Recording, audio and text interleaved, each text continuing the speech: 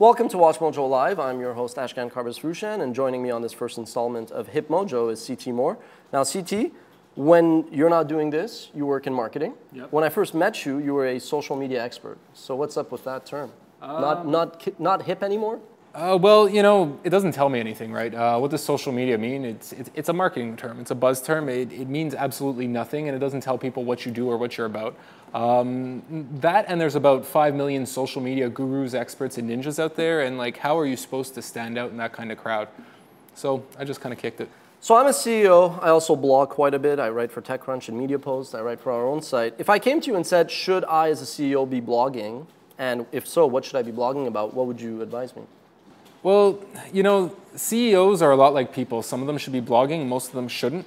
I think to be a successful blogger, you need probably at least 3 skills. One, you got to be able to write, and not a lot of people know how to do that well. 2, you got to be charismatic, and let's face it, not all of us are charismatic. And 3, you got to be really passionate about your company and what you're doing. And then from there, you could decide exactly what you'd be blogging about. But if you lack any of those 3 qualities, you should probably just focus on running your business.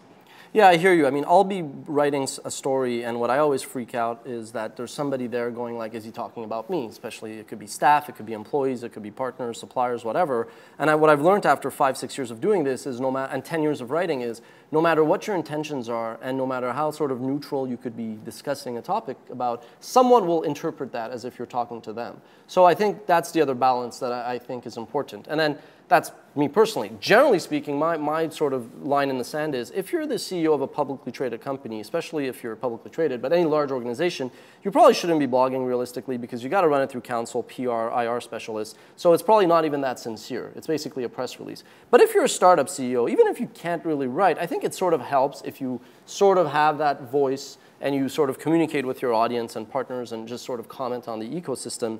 But again, the trick is just make sure that people don't misinterpret that as you're sort of communicating to them through the press, which is sort of what athletes and coaches always talk about.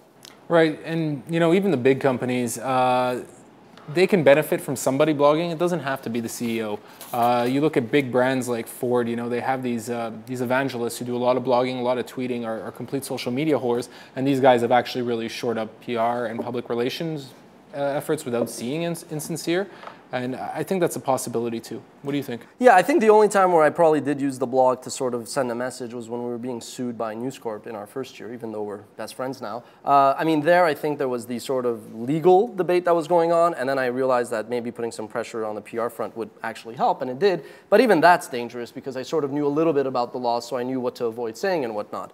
But this takes us to basically a good segue to the second part of the show, which is, if you are a CEO that doesn't have a board and, if you're a CEO that does have a board and has outside investors, does that give the CEO like carte blanche to basically be a douche and do things that are maybe not so nice, but blame the board and say, hey, my investors made me do it? Give me an example? We will. We're going to take a short break. We'll be right back and we'll discuss that. Sounds good.